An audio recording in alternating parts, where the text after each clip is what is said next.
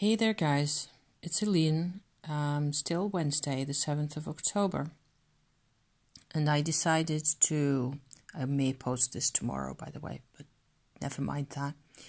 I decided to do the Inner Child spread given by Danny Mystic over on her channel a little while ago. And I copied out for myself those questions which are right there. The Inner Child spread. I will also put a link in the description to this video for you to have a look at her, her cards and the way she goes about this. I decided to, of course, do a bit more with this, where the cards that I actually picked are this row here at the top.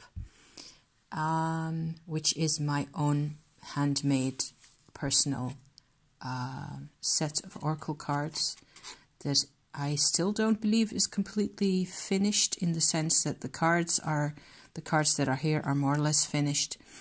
They're in this nice poofy bag over here, and I can recommend any day, making your own oracle cards, because it's a whole lot of work, but it's also a whole lot of fun. And it turns out I haven't actually touched these cards in, let me show you a few more of those.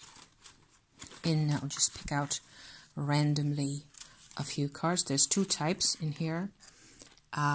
These are the backs of the first sets that I made. And this is actually a card that represents the life on the road, in a way, with a horse and a wheel right there.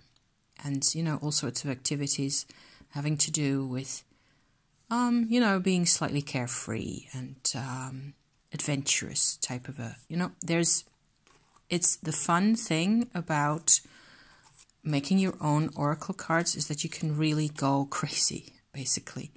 And basically just, do and make whatever you like and whatever is relevant to you. So I have all sorts of ideas in here, all sorts of, this is the second set, the backs of them with more purple, and they're taller.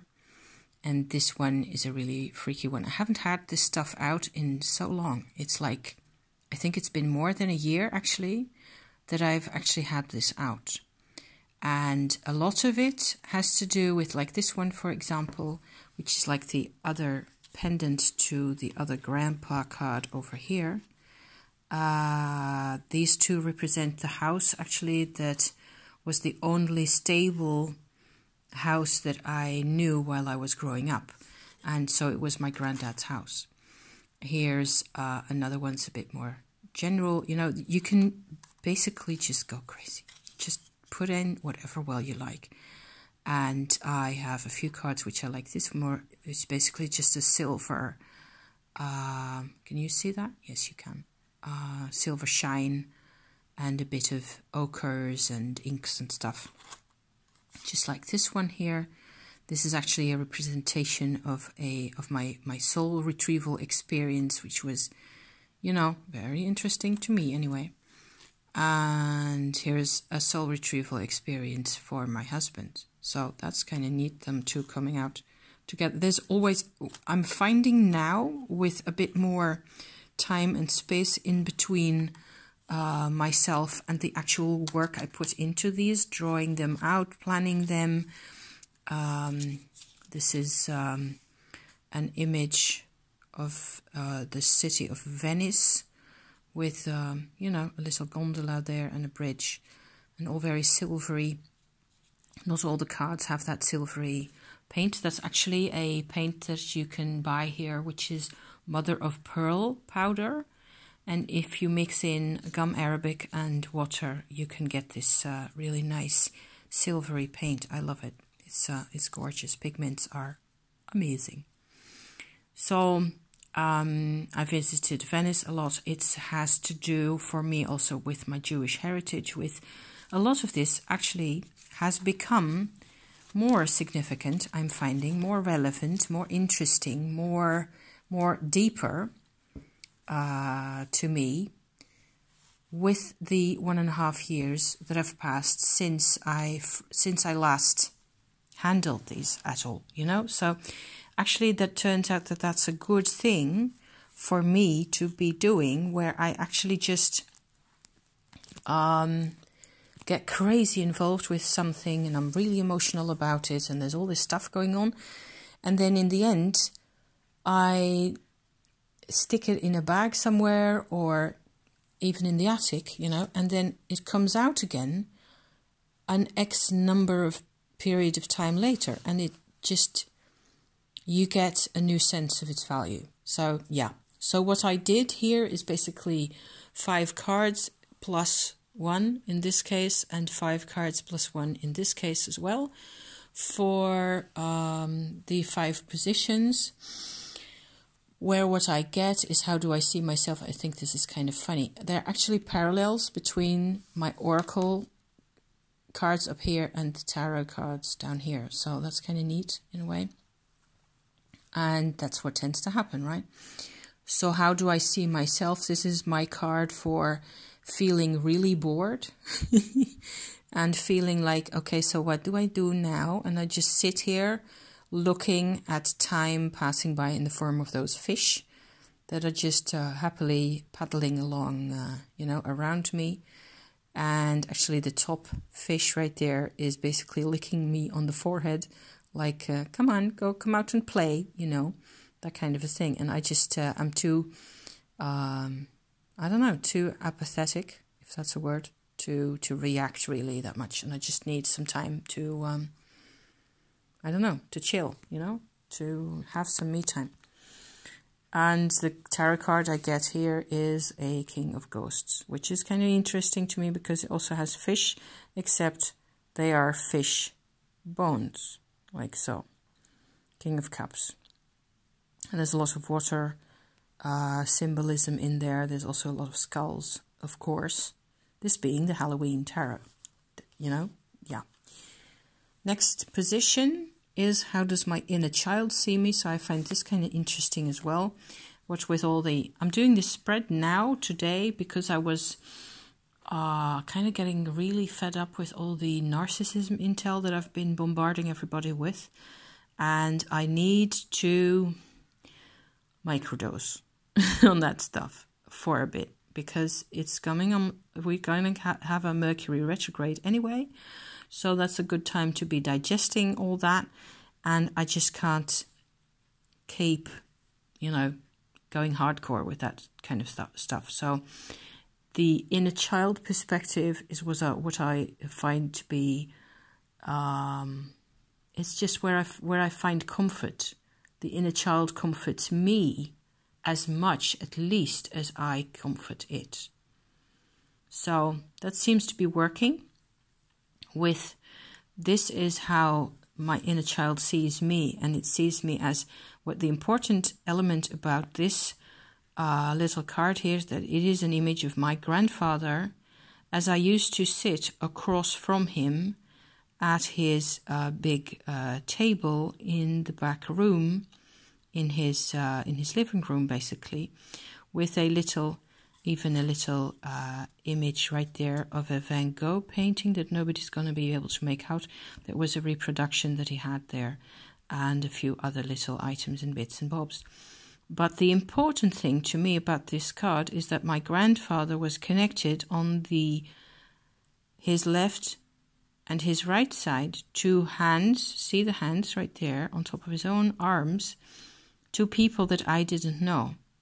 So my inner child is pointing out to me again that I am connected just like he was to people that maybe they are not in focus themselves, and kind of that is okay. For him, for my grandfather, it was completely okay to be connected to those people in that way because he was a Taurus and he had his moon in Taurus, and to him family was just, you know, normal. And things like narcissism and divorce and narcissistic behavior and gaslighting were completely like the other edge of the planet to him. He never got any of that, which made it really hard for his daughter, my mum, to deal with him and his reactions to her and stuff like that. I'm reminded of that, of course. It's easy to go into the whole rabbit hole again about the stress and the pain and the panic and the fear and the isolation. But I see this as I see this as a positive card, because I've sat across from this man for 3 whole years, almost every day for a little while, at least having dinner. Well, I lived with him when I was a student in the early times in Amsterdam. And him and we never had any trouble. We never had, we were fine, basically, almost all of the time. I mean, we were human beings, but I think we cared about each other. And there was a lot of what makes this whole narcissist thing so difficult for me to deal with is that so much of it was really hidden. And it was like a curse that was hidden and that expressed itself through everybody and through my life as well, and my emotions and my limitations. And I just, it was just very painful for a lot of people, and including myself. So the tarot card I get, the 3 of Pumpkins, is appropriate for me as well. The 3 of Pentacles, I've just been carving my pumpkin. Look at him sitting there. nice next to that stuff. Isn't that nice? So yeah, the 3 of Pumpkins is telling me here to take it one day at a time. It's a card of work. I also put out the same card in the Thoth deck that I own nowadays. And it says here Mars in Capricorn. See? So that means take it steady for me. It's Mars in an earth sign. Take it slowly. Don't try to do everything at the same time. Don't try to... that's what my inner child is, how my inner child sees me. I suppose as capable of that. It's not telling me to do it. It is seeing me, okay? Because that's the question. How does my inner child see me?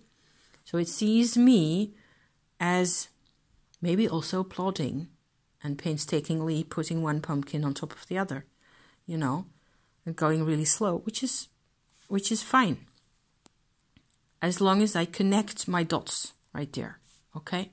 So I find this is really actually kind of helpful. And I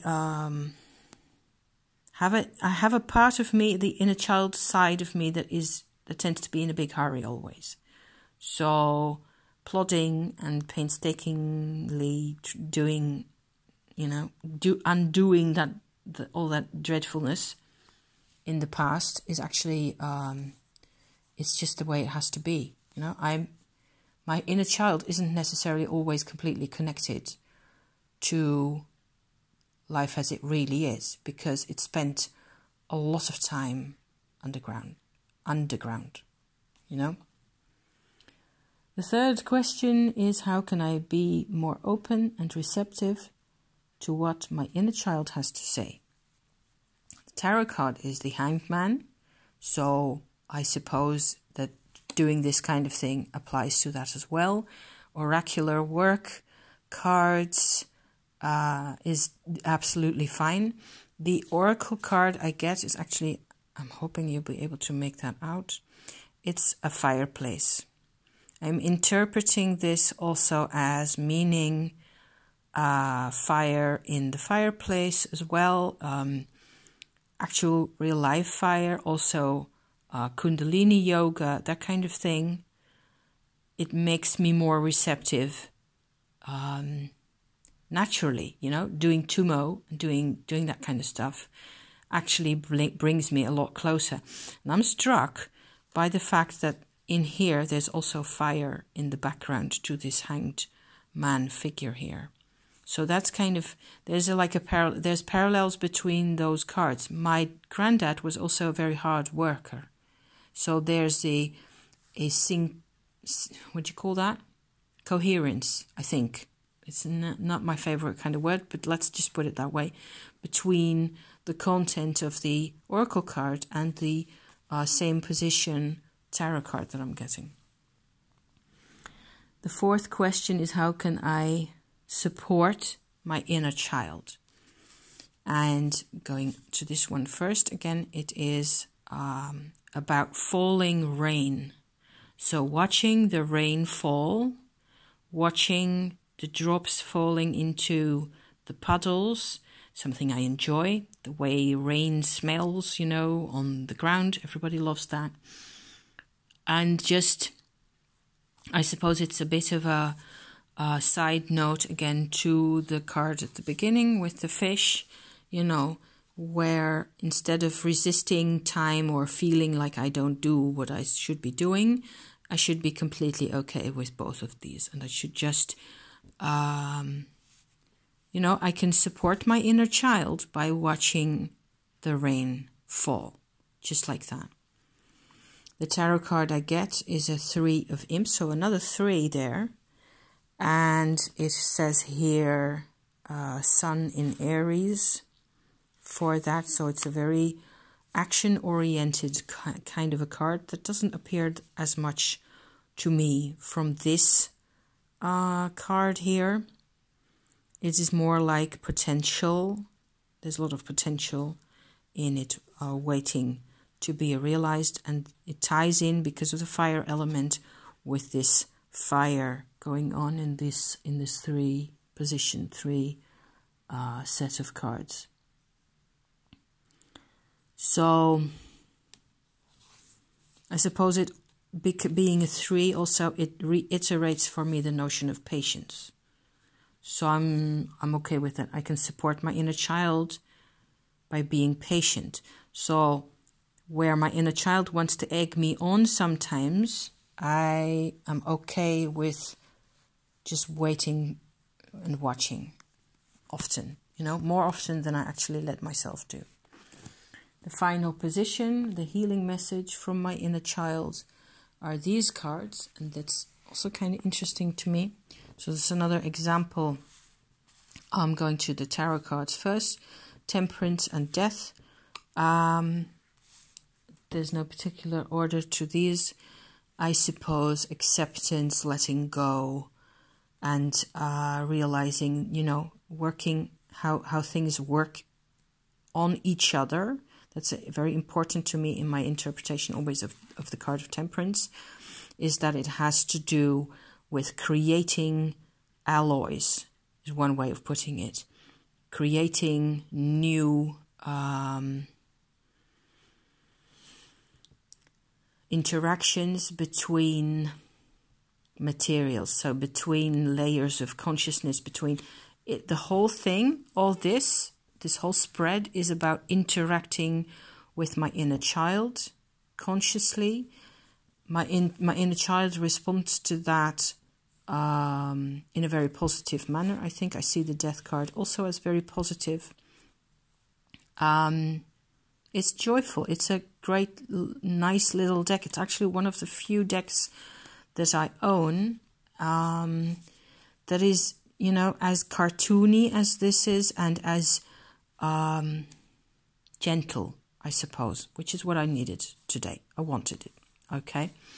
So my oracle cards, there's a striking parallel to me between this figure here and the Death card here, where in fact this card is sitting on a stool and it has a little child in its arms, and both the child, I hope you can make that out with my warbles as it is, and the skeleton have like a wide open third eye on their foreheads, and there's stars and a beach, and it's like being reborn. This is more about rebirth than about death. It also has a very strong significance of having been loved always, even if I didn't see it, even if I didn't know it. And so that automatically sort of filters into this interpretation of the Death card here. And this is a kind of a neat card as well. It is my Raven card, silver or white Raven card. And it has a lot to do. It is one of those cards that don't really have a direct, explicit significance to them. You have to sort of feel your way into that. And to me, this is about being a white raven, so being different from everybody else, or at least feeling that way, and having a hard time adjusting to actually never really being able to adjust to what people expect of you. I'm finding now that I'm looking at it. It's also very much a card of the season of winter and embracing winter, its stillness and its quiet, and tracing your own path in, becoming aware of your own path again. That's the most important little bit here. So actually I find that there's a significant contribution for me from using my own oracle cards for the first time in like an age and a half. And I don't think I've really ever used them at this level. So it's comforting and pleasant to use them together with a tarot that I know rather well and that doesn't take things very, very seriously. So yeah, I hope you like my my little setup. This is also meant as a VR to Danny. Thank you, Danny, for your work on this, and I'm really looking forward to what your witchy shop is going to look like when it's ready. Good luck with all that, and good luck to everybody out there, and thank you for watching, and see you next time. Bye bye for now.